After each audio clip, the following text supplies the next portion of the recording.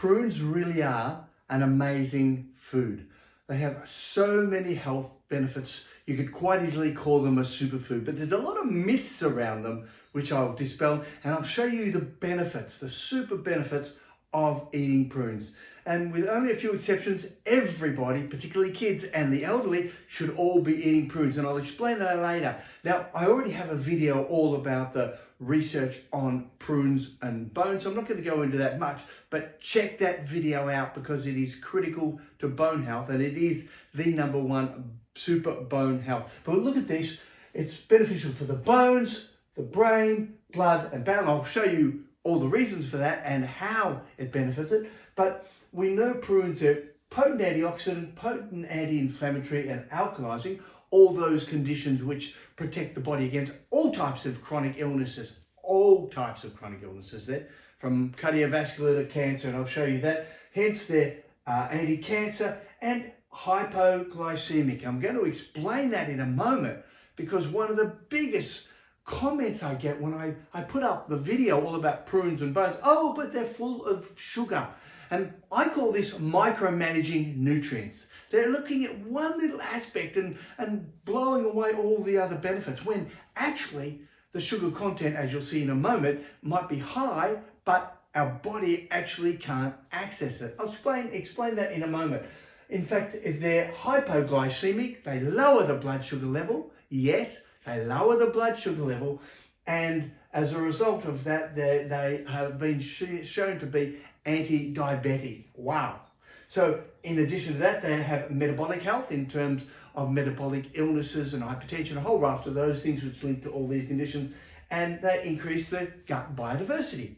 Wow, this is a pretty good, this is a food that everybody can be taking. It's cheap, it's easy to get, and probably the only problem associated with prunes is there's a small group of people who may have gut issues that can't take it, either because of the sorbitol or because it might affect if they've got a condition called small intestinal bacteria overgrowth. But for the vast majority of people, prunes are great, cheap, and very, very effective in all of these. Now, the critical thing here is they're rich in fiber, so 7-8% of fiber content, which is very high and absolutely great for the gut and great for all the health conditions around the body. Again, I've already produced videos on the benefits of increasing your fiber, and prunes are one of those simple strategies, really tasty, really easy to get into. Did you ever wonder why grandma always used to eat prunes? When I say this at all of my talks, I get this consistently coming back, that prunes are something that grandma used to eat. Grandma had, and how many? 50 to 100 grams every day. So that's probably about 6 or 7 prunes, or up to about 10 or 12 prunes a day. Grandma used to eat it. And it's rich in minerals like potassium and boron. Potassium is fantastic for lowering blood pressure and rebalancing the minerals in the blood. And boron, brilliant. You get actually a serving of prunes provides you with something like 100% of the body's requirement of boron. And boron is probably best known for its benefits on bone. Vitamin K, which is not just bone, but also the calcium balancer in the body and helps clean out the arteries. Great for blood conditions. Now, it's also rich in a whole group of polyphenols or antioxidants, and these are called catechins, or some of them are called catechins, and these are the typical ones you'll find in green tea, and everyone knows the benefits of green tea. Well, you get those in prunes too. Wow, how simple and easy is that? You have another one called chlorogenic acid, which is well known for the benefits in coffee, and you get that in prunes as well. Now, they don't taste like green tea or coffee, but they've got some of the same ingredients. Sorbitol, which is one of the great reasons it's got bowel benefits as well as other conditions. And it's got this really long name here. Pinoresonol 4-O-beta-D-glucuronidase. Otherwise, we'll just call it PG. So this pinoresonol 4-O-beta-D-glucuronidase PG. And this has amazing benefits in terms of blood sugar levels. And I'll explain that in just a moment. It actually stops the digestion of sugars.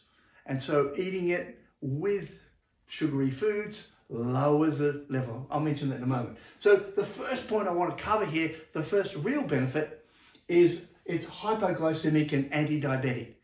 And again, because of the sugar level in it, people say, oh, it's got too much sugar in it, you can't eat it. It's hypo, it lowers the blood sugar level. So in experiments where they've compared people who consume white bread, which has a glycemic index of around about 100, the prunes lowered the blood sugar level of the white bread.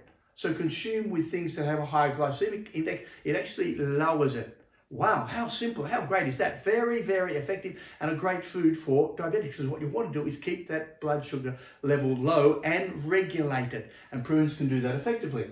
But in addition, when it comes to diabetes and the damage done by blood sugar levels, it's also the end products called age-related glycation end products.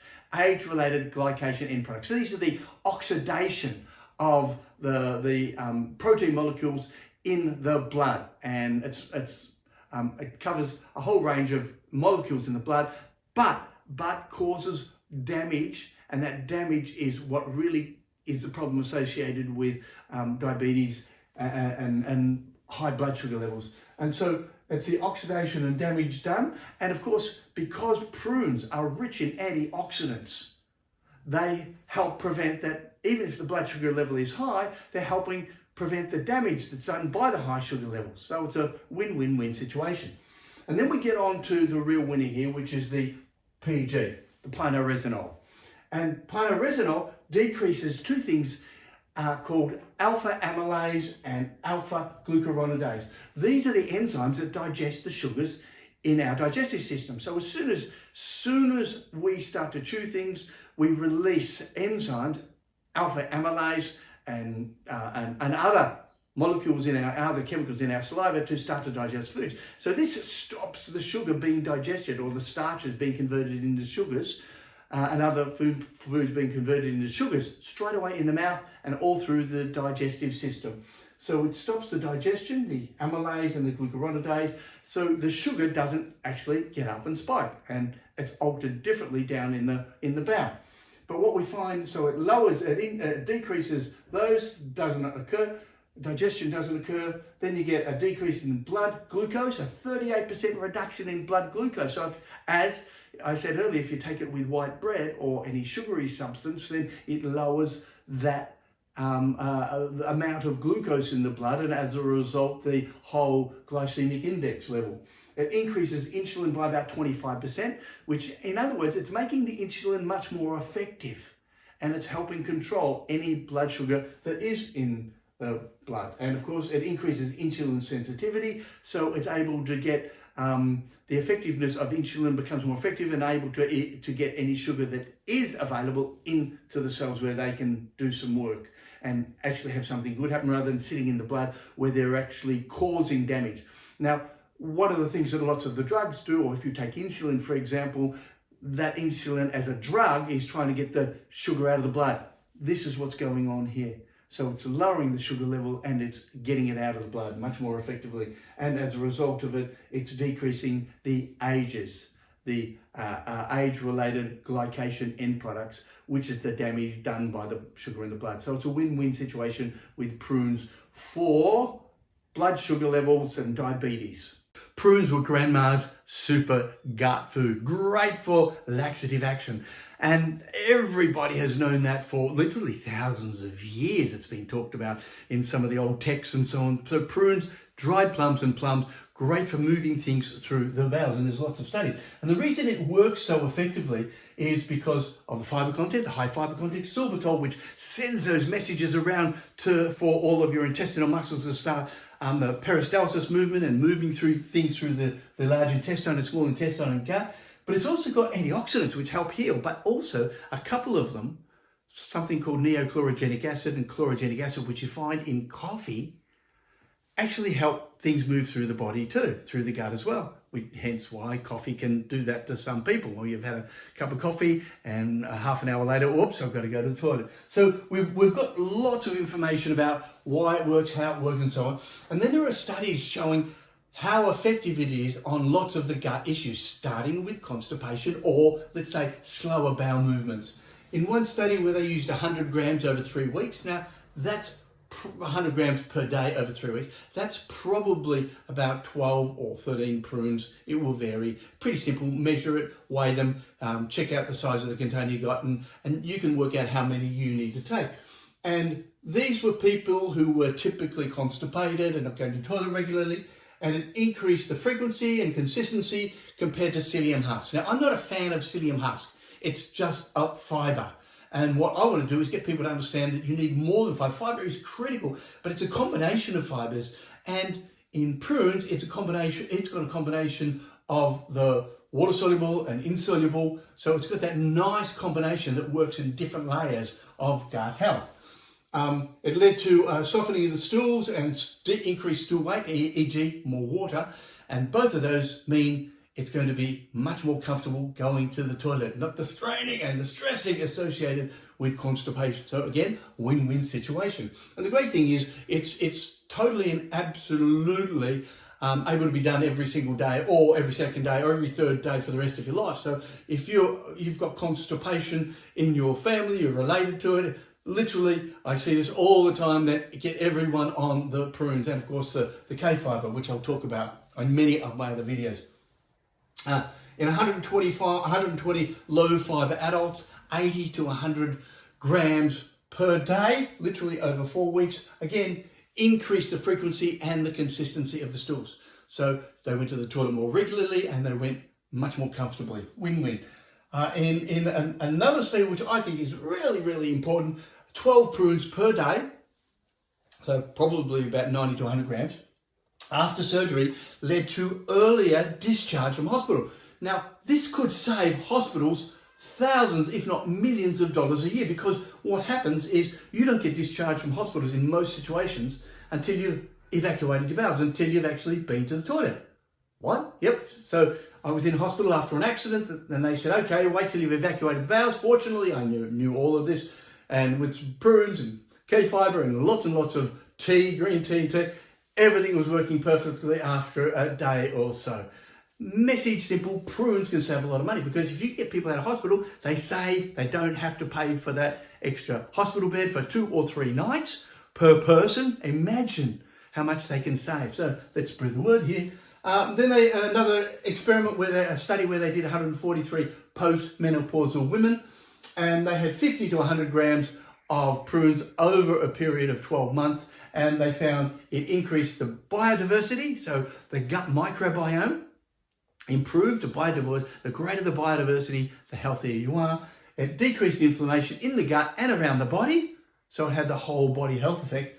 Another study of just 4 weeks showed that it increased lactobacillus and bifidobacteria. They're the good bacteria that you often find in the yogurts, and you'll find them in probiotic supplements.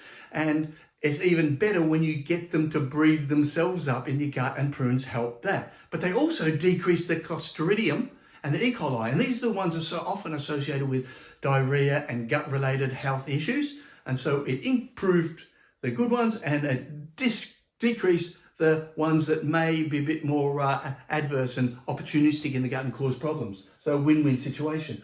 Now, in some mice studies where they've literally created inflammatory bowel disease, colitis, in mice, they were able to show that it decreased prunes, decreased inflammation, decreased oxidation, decreased all of the inflammatory bowel disease markers. So everything that they measured that is related to the illness was decreased, and all of the good markers increased as a result of it.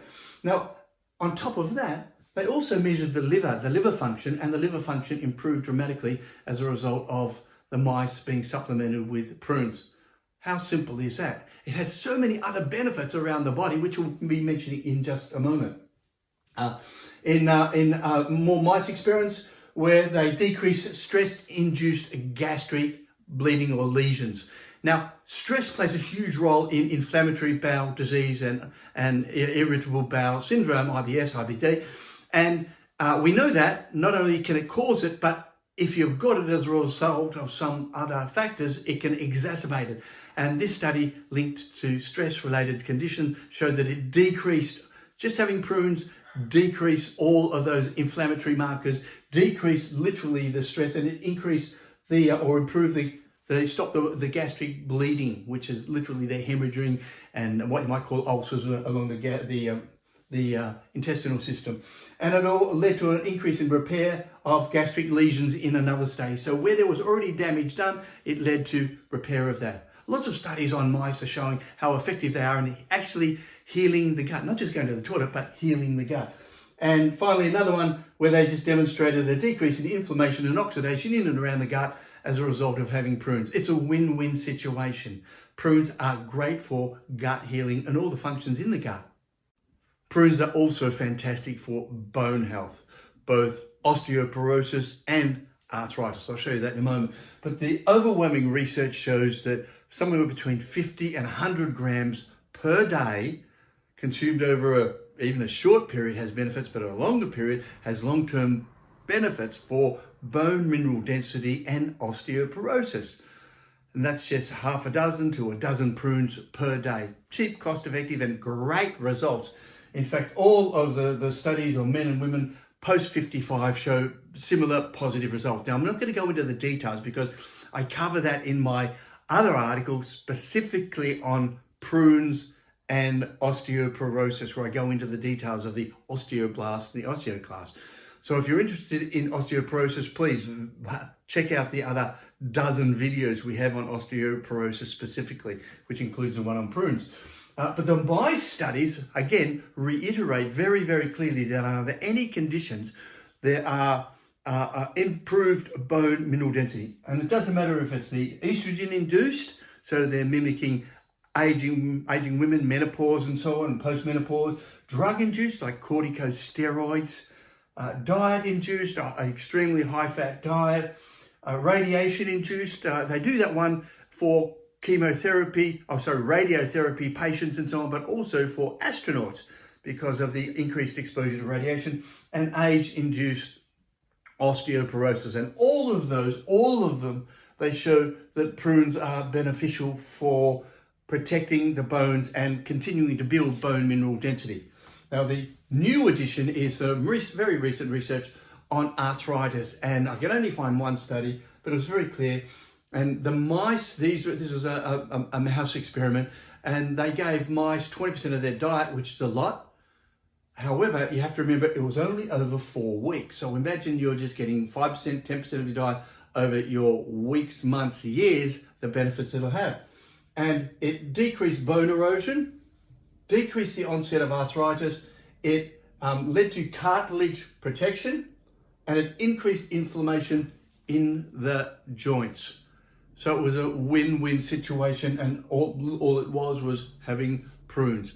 Now, from your perspective, if you've got arthritis, then there's a real benefit there. If you've got osteoporosis or any other bone-related conditions, there's a real benefit of prunes. Now, the first thing some people will say, but it's got preservatives. Well, the ones who have had the pips removed have preservatives. Because they break the skin, they need to put a preservative on, and that's called potassium sorbate, and it's probably the least toxic one there is. Now, if you're concerned about the preservative, don't worry. You can get the ones with pips, and they don't have the preservative. But then you've got the pips to deal with every time. So I feel that very much. I go for the one with preservative because of its low toxicity. So the message here is really simple. Prunes have multiple benefits in blood and brain and bones and liver and across the board, and many others we haven't discovered yet. So please check out how easy it is to get these from the supermarket, how cost effective they are, and how delicious they are. Now also subscribe below. If you like this video, share it with your friends, and that way we can get a lot more information out there. And as I said, subscribe below.